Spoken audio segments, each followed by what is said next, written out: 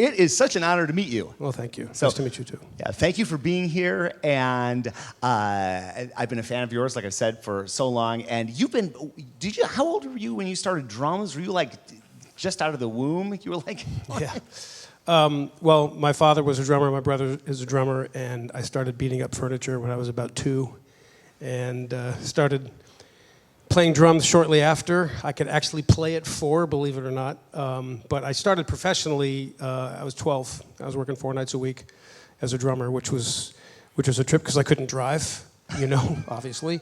And I would play in bars, and there's a 12-year-old kid in the band, so my family would drop me off at the gig, and then on the breaks I'd have to go outside because I wasn't old enough to be in the bar. So I'd have to wait for them to call me back in. As long as I was playing, they would let me stay in the bar. It was a trip, but it was great. I loved it. I was playing 4 nights a week in junior high and high school. It was wonderful.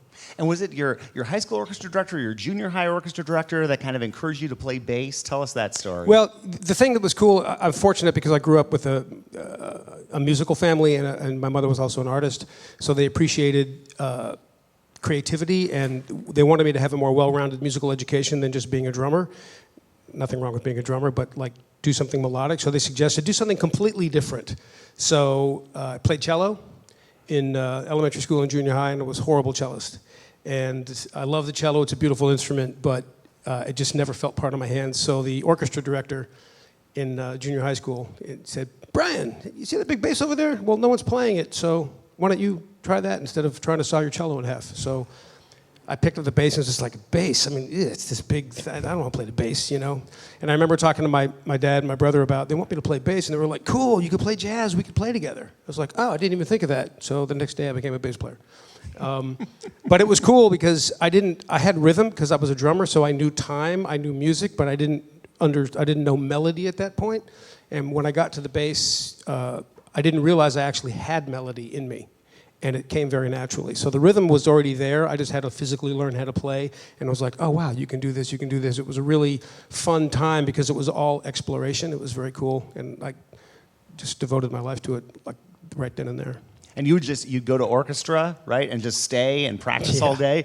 I had a very nice orchestra teacher who knew that I wasn't just a stupid kid causing problems. So I would go to orchestra, was first period. So I'd go to orchestra, then I'd ditch school the rest of the day and stay in the practice room and practice. And she'd let me practice because she knew I was serious and I was good. So I basically I tested out of high school, I just quit. And then I was already working all the time. And at that point, I started doing gigs as a bass player. I started working as a bass player within a year of playing, because I'm in Tucson. It's not a mega it's not like a mecca for jazz or bass players. So I was like one of the kids. I was doing gigs, and it was phenomenal because I got to play every style of music.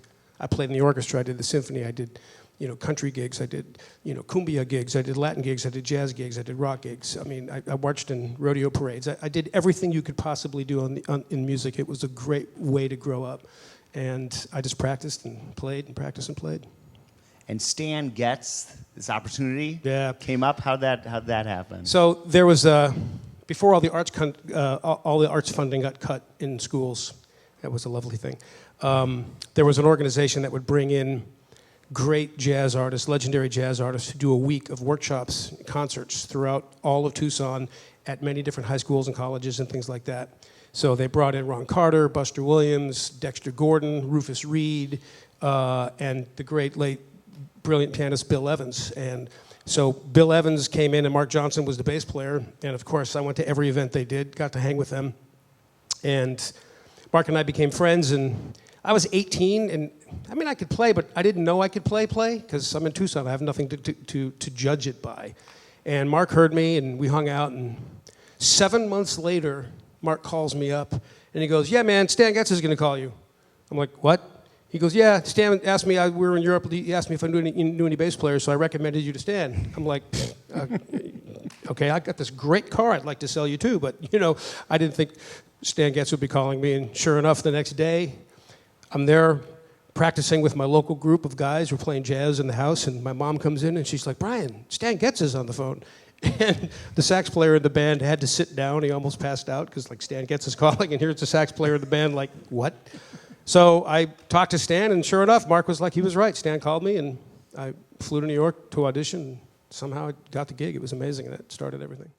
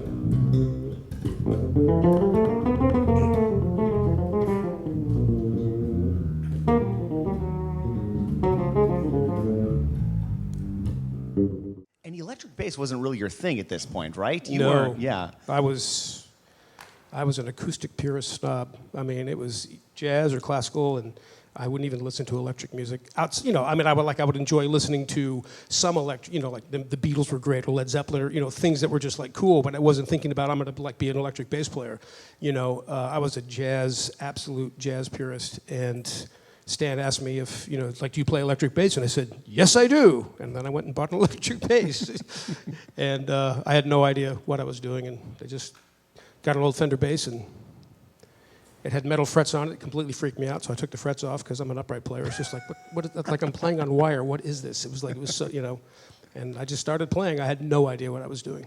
And it's crazy because, the upright, it's a vertical instrument. You play it, you go up into thumb position, so you go up to the neck joint, and you come over and you play with your thumb.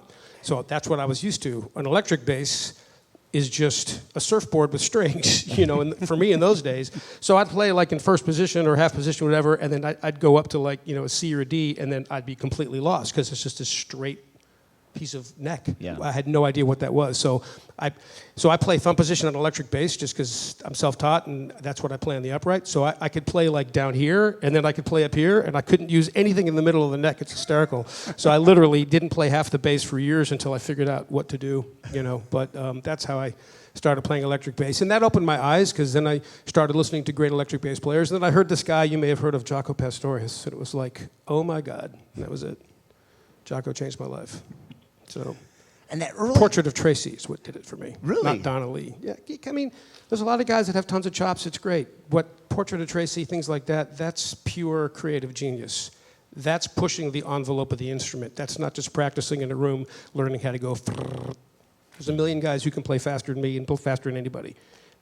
Not anybody can just pick up an instrument and do something so unique with it that has never been done before or heard.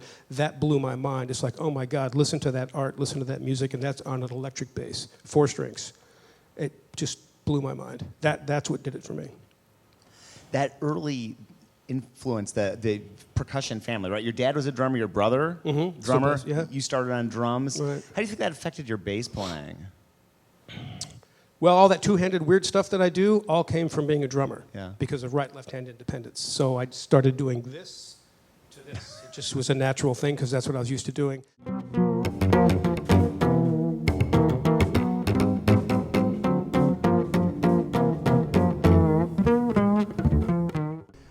What it did for me, I think it gave me much better time as a bass player, and it made me play bass the way a drummer would want a bass player to play. And it's a whole other thing. And it got me to really focus on the center of the groove, and it really got me to understand what the role of a bass player is. I don't care what drummer you talk to, and a lot of them are going to be pissed off when I say this, but the bass player is truly the center of the rhythm section. It's not the drummer. They think they're the center of the universe. It's a different story. It's the bass player, because you are the rhythmic foundation and the harmonic foundation.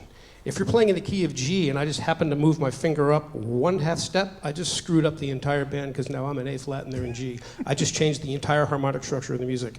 You don't do that on the drums.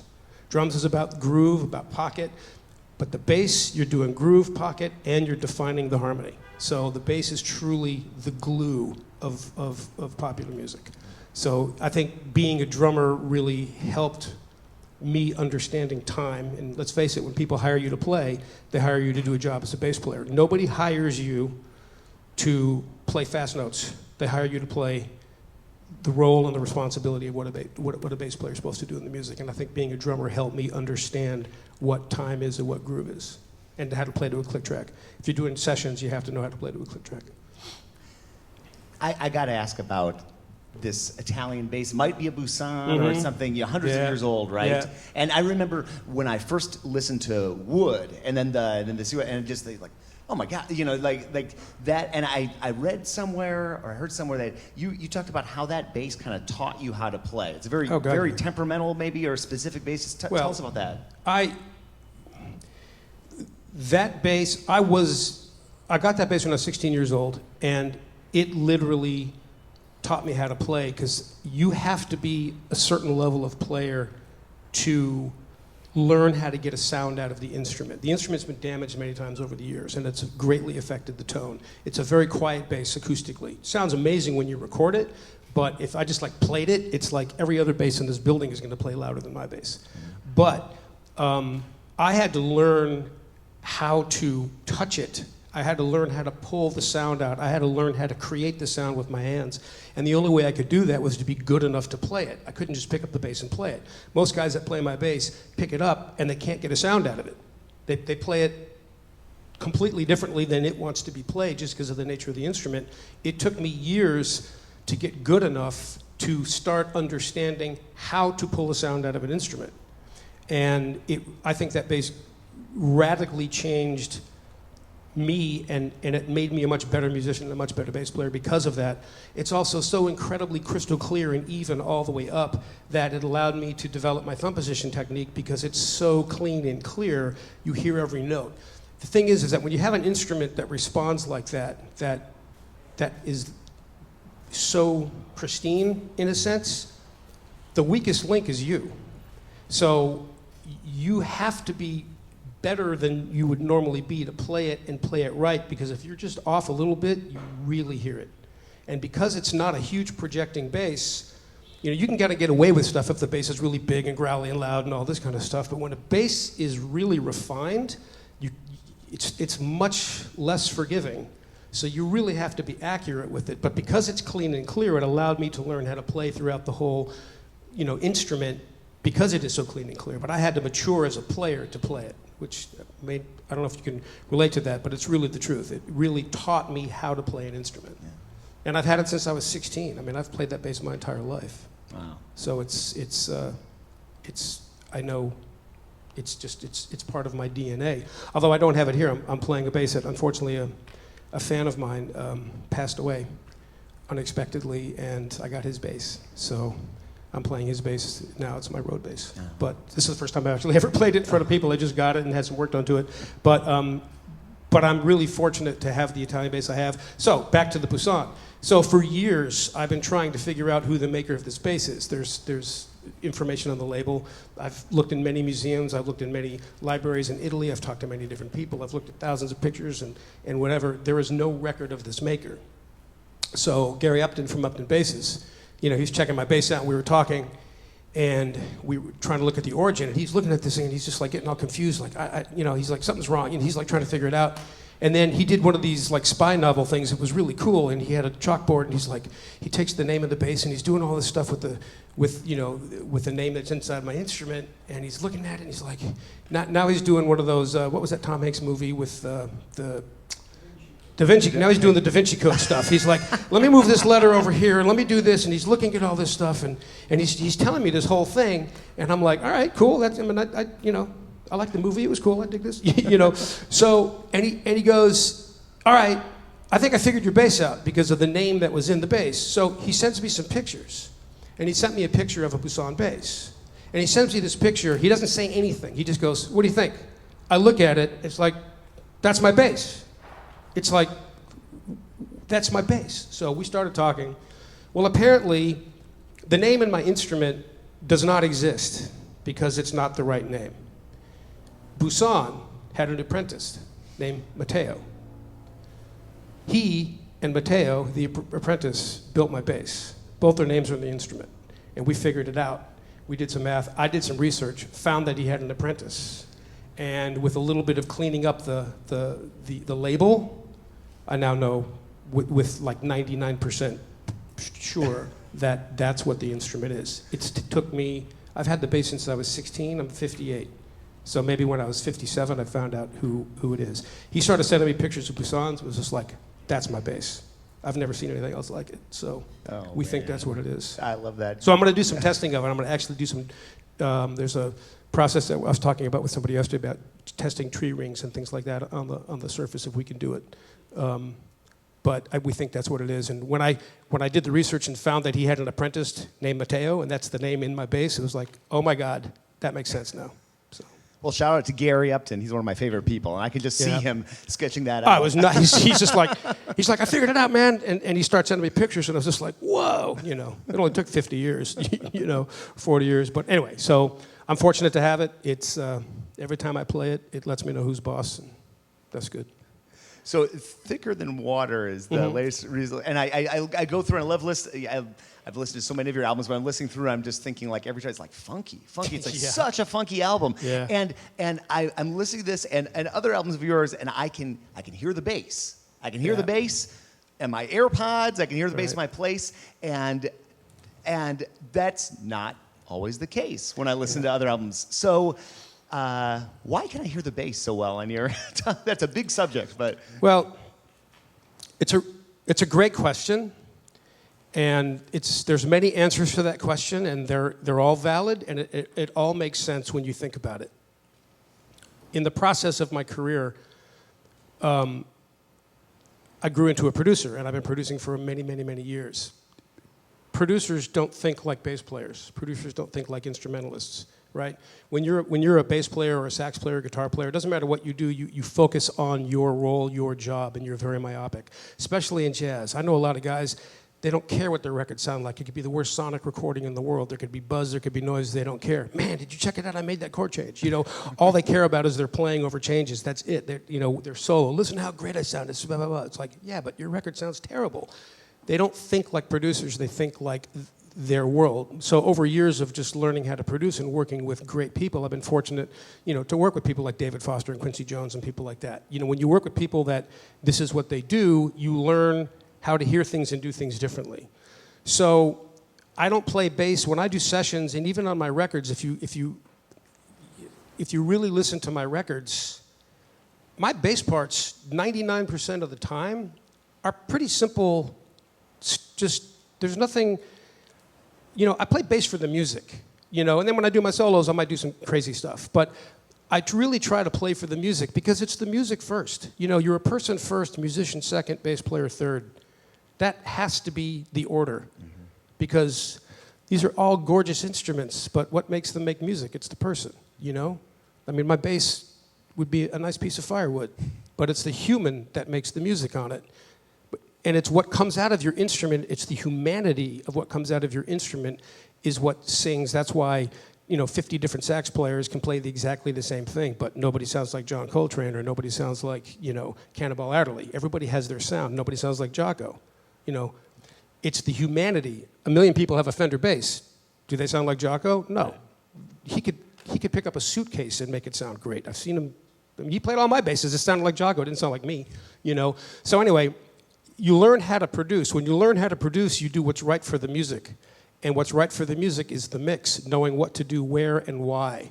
So I spent a lot of time on my records making sure that, again, in production, it's the big picture. It's not this, it's everything.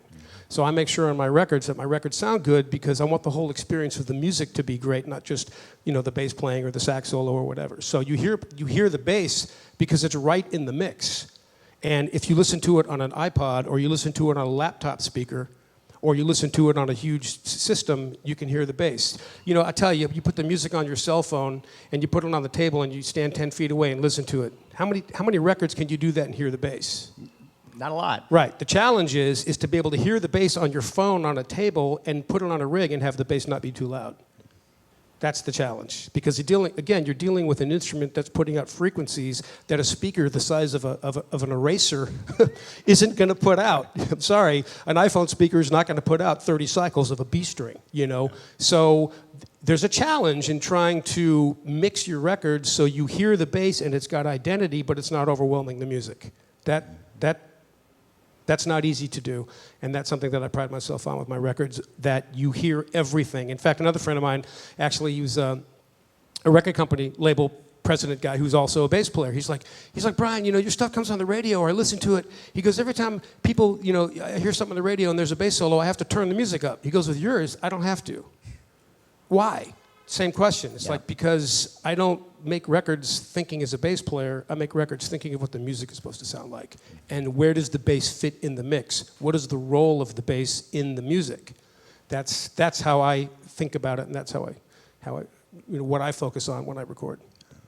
And then when I solo, obviously I try to tell the best story I can and do the best I can, but I still never want to lose focus of what the bass's role in the music is. And you say Thicker Than Water, it's a funky record. I've wanted to do one for a long time. It's cool. It's got a full horn section. It's like it's a pretty powerful record. And the name of the band on the gigs that we're doing is Brian Bromberg's Unapologetically Funky Big Bombastic Band. Because there's 10 guys on stage just screaming. But the record's like that. It's really powerful. It's very funky. But the bass sits in the mix in the right place. It's featured, but then it drops back to where it's supposed to be. So it's like, you know, I work hard to make that happen. I don't want it to be just like, you know, it's got to fit in the mix.